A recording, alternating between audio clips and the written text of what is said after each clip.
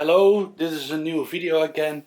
In this case I'm going to talk a little bit about the Peakdesign slide strap, but knowing myself and, as you know, the low production qualities of my videos, I'm just sort of trying to show some stuff. I don't put too much time into preparing them. It's also in the Netherlands quite warm. It will be about 30 degrees Celsius today.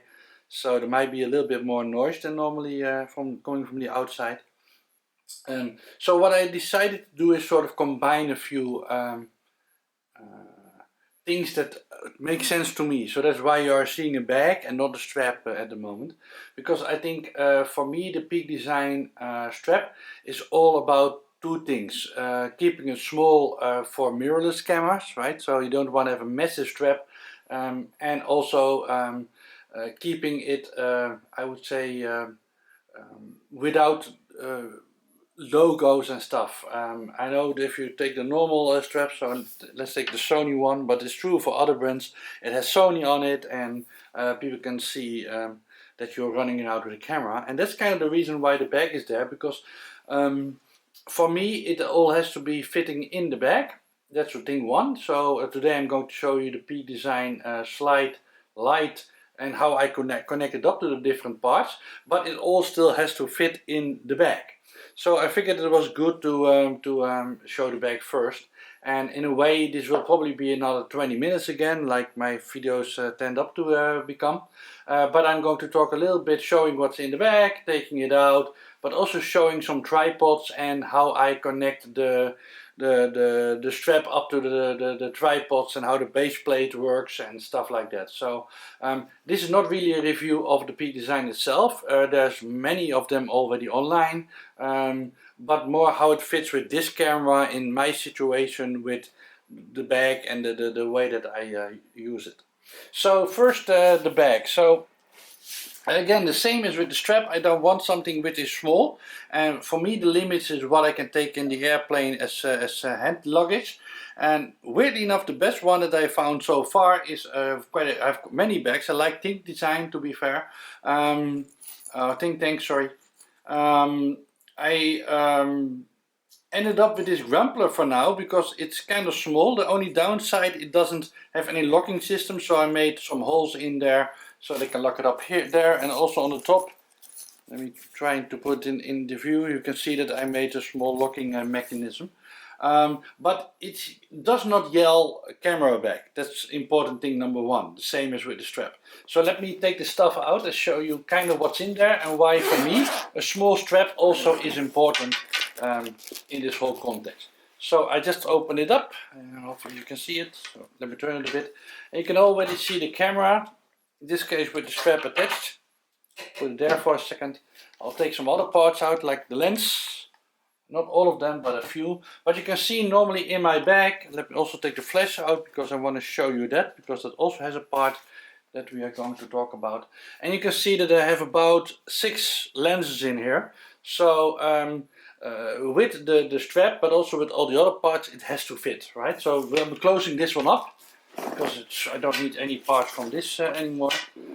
But since I'm also going to talk about base plates, I will also take 2 other things out. The first one is a somewhat bigger tripod, not a massive one, but a Surrey one, because we talk about the plate. And another one, which I just got. In fact, I have multiple of these. I also have the old version, but which are the smaller tripods from Monfrotto. So I'll also put them over there for a second. And that's about everything I will take from the bag. So that's kind of the stuff we are going to talk about today. So let me shift my weight a little bit so that it's a little bit more comfortable. So let's first talk about the strap. And let me put this one there for a second. So there are a few questions I think that if you watch all the other reviews you can see how it basically works and what kind of material it's made of. So I'm assuming that you don't have any questions or watch the other videos. So let's be a bit more specific. So first let's compare it, the width, because that was a question for me. So as you can see, it's a little bit wider but not that much. Now it is clearly a more massive strap compared to the Sony, because you can always crumple it to nearly nothing, right? Clearly you can't do that with the strap, the slide strap. It's bigger. But the good news is, compared to the other one, the non-lite version, which was more based for the DSLRs, is that it doesn't have, it does have the anti-glide stuff here, but it doesn't have the hard part. And the good news there is that you can crumple it up quite well, right? Of course, the clasps and the plastic parts, they don't. But you can see that in the bag it's still quite small, and also on your body it's still quite small to use. So it's a good compromise, or at least the best compromise that I've seen so far. Now, the second question that I had myself was about the base plate.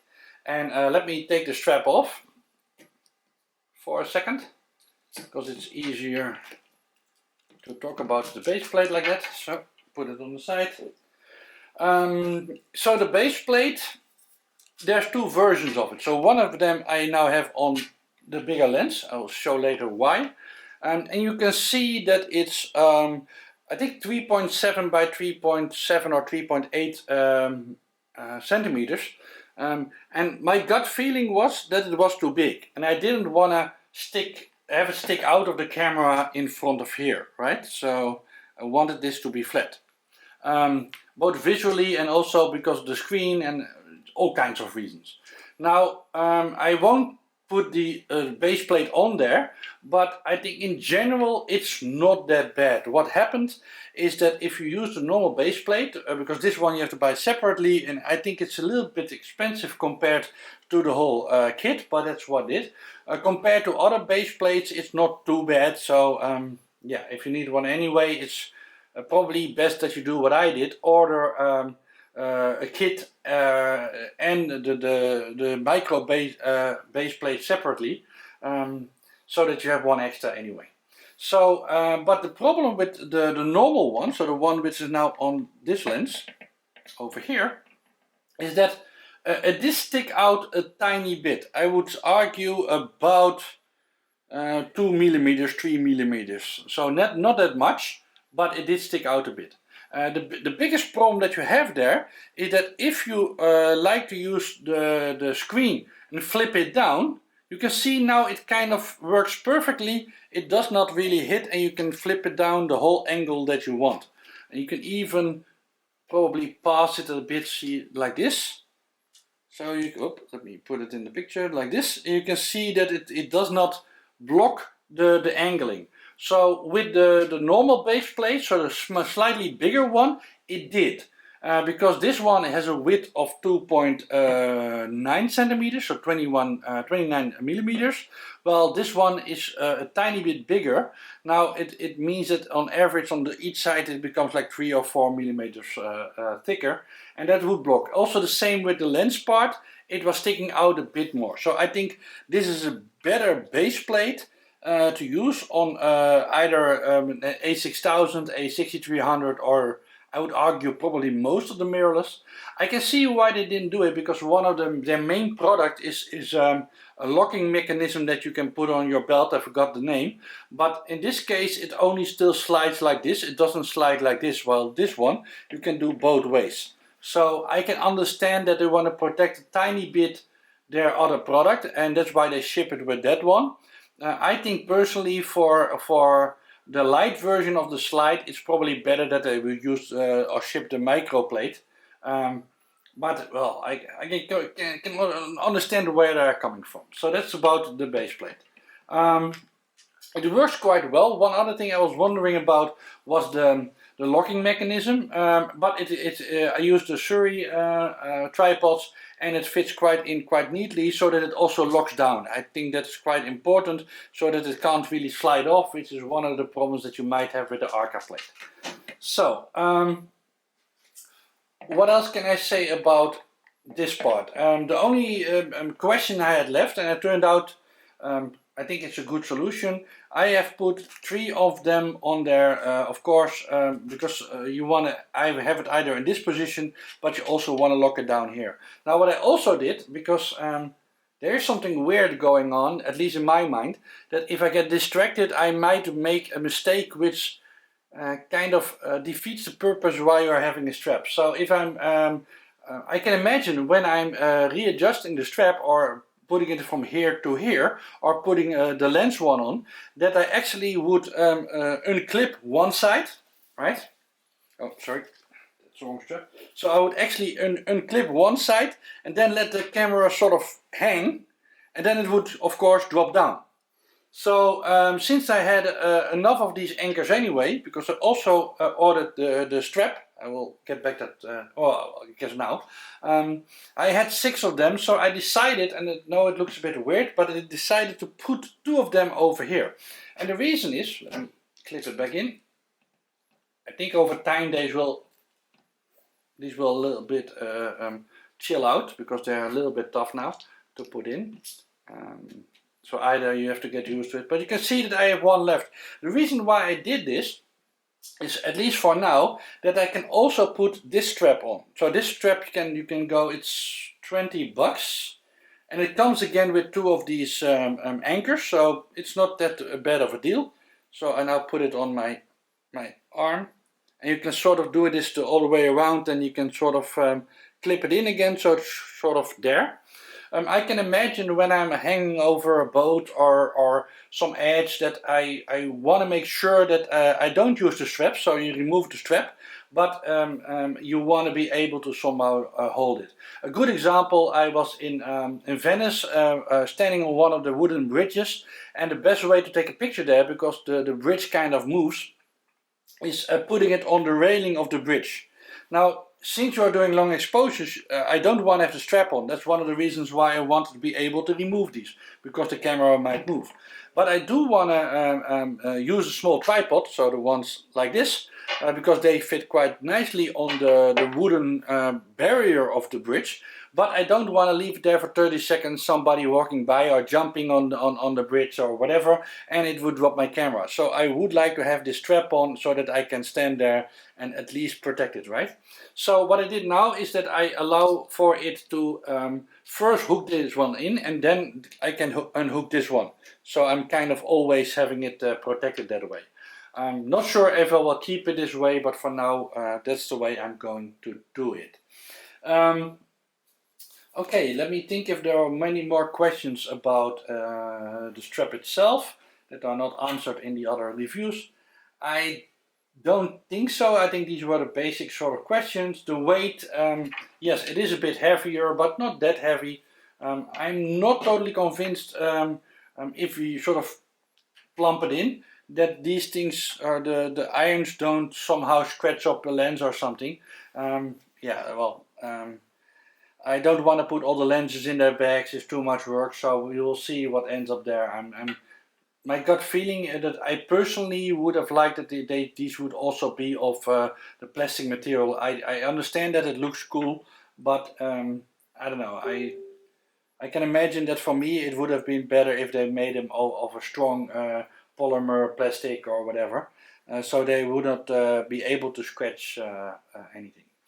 So next point I want to talk about is kind of how I completed the system, because one of the really nice things is that these anchors are made that you never have to take them off, and I wanted to take that all the way. So let me flip out my tripod. Let's put it in a very low mode so that I can show it better.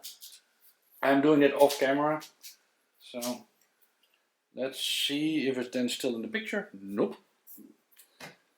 So I guess I'm going to show it a bit like this, because I did not look if that would be correct. So what is nice about this system is that you can still sort of quite easily hook it into the tripod, right? It's, let me put it, I guess I can show you, but it makes sense. You can quite easily click it in, and that means that you never have to take the base plate off, and I think that's a very important thing. Like I said, it works perfectly fine with the Shuri ones. They say that it works perfectly fine with all the Arca plates, and I have no reason to assume that they're wrong. But the next step that I took is that since I had the other base plate anyway, I will now keep it fixed on some of the bigger lenses. So in this case, you see the 70-200, and I will keep it there because of course I want to support it on the tripod like this and then hook it in there. Again, maybe I will use the hand strip on this one in weird situation. I can imagine that I will do that. Who knows, we will see. But a more important point is I really like using these, let me put this one here. I really like using these smaller tripods. So I will show you another one later in this video, but this is the new one. And what I did, I kind of on Amazon also bought, so let me open it up and put it down. So you can, oops, let me put it in a higher position.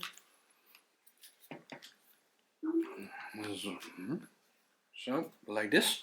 So what I did is I added 2 base plates to this, right? So Aka Swiss plates.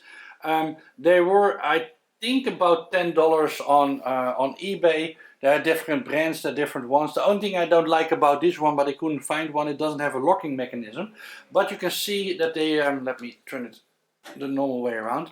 You can see that you can quite easily sort of lock them in. And they are quite sturdy, no problem there. So even if you use the really big lens, it's not really a problem.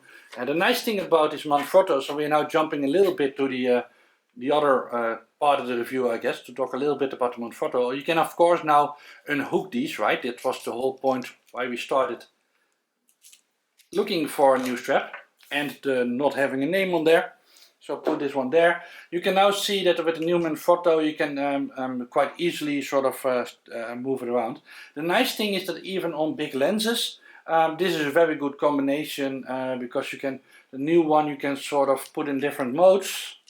So you can make them lower like this, and you can move out the legs to both create an even more stable platform and to allow for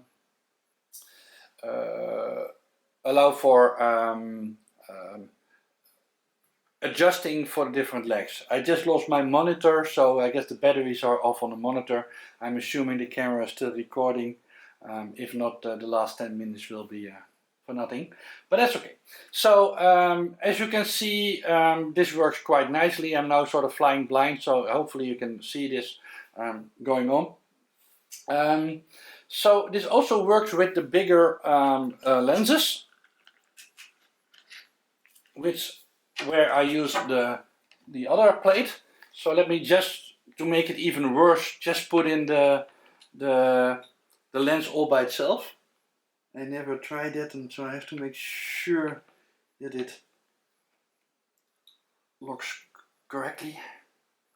It does, but you can see that, especially if you sort of make sure that one leg is sort of over there, how stable this is as a solution. I guess that's why we started to talk about the bag.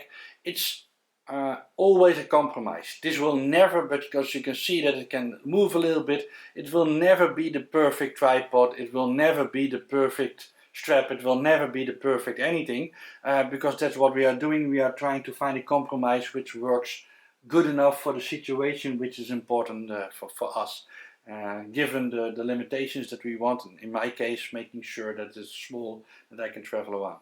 So also works quite nicely, and the only thing that you need to do, and since the monitor is not working anyway, I can also do this, hopefully, and hopefully this will still be recording, because you can also see that I'm using these types of tripods actually in multiple ways. So this is the old type, but I also hooked up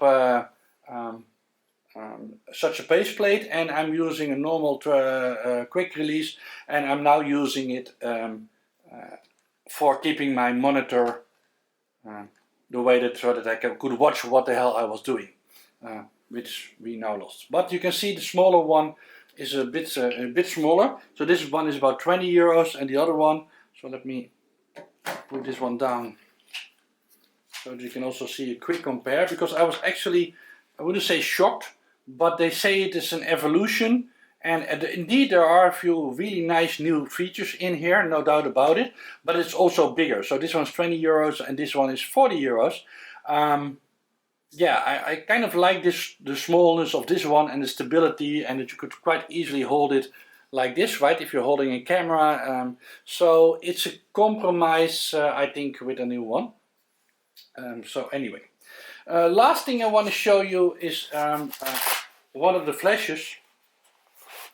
So in this case it was also coming out of the bag. Here's the Nissan a60i, and it comes with a commander.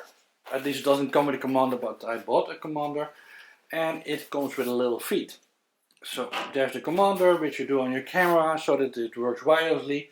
One thing I definitely hated is they don't come with any protection sort of system here, so some plastic protector. I bought them separately. They are about $4 or $5. I would advise you to do that because I think all these pins are quite so I guess I ran out of time, so we are either going already for 29 minutes. So this will be the longest one, and now I also have to load this video into Final Cut Pro to make sure that it becomes one video on YouTube. Well, that's what it is. So I was talking a bit about, and hopefully I'm in the picture, let me check that, yep. So I was talking about these small clips which you can buy for a few dollars to protect these. Because the last thing I want to show you is they come with these base plates. And again I put an anchor plate on there so that you can also use, and let me again take the bigger ones, strap these in like this. And you get a much easier way, again the same as with the monitor, to sort of move it around and put it in a position that you want, because these small feet are terrible, and now it's quite easy to put them in any sort of stance that you want in a stable sort of way. So I guess that's it. I'm thinking if I forgot to tell you something, but if you have questions, please ask. And what I wanted to show you is kind of again, not just I like this strap or I don't like this strap, but kind of how it fits with this camera, how it all fits in the bag, and also how the different the way that I want to use it without sort of taking stuff off all the time, because I think removing base plates or removing these small sort of anchors and moving them to different cameras of different stuff is just too much time for me. So I would prefer to have it all sort of stuck in there that I can quickly change the way that I want. So this is the end of the video. Thank you for watching again. Probably only 4 people made it this far. But if you are looking for one of these products, or you at least got an interesting idea of one of the things that I've shown, that's already good enough for me. Yeah, again, if there's more questions about the Peakdesign's lite, or about one of the anchor plates, or one of the other things that you've seen, feel free to ask. Because I understand that there is enough reviews on most of these products, but at least for me, I'm always kept wondering, will it work with my camera, will it fit in my bag, will it, all these small sort of detailed questions that you have to decide in your head before you hit the order button. Yeah, maybe I've answered 1 or 2 of them, so that you don't have to worry about it anymore before you order. So have a nice day, yeah, see you next time in one of my badly organized and too long rambling going on videos. So see you next time.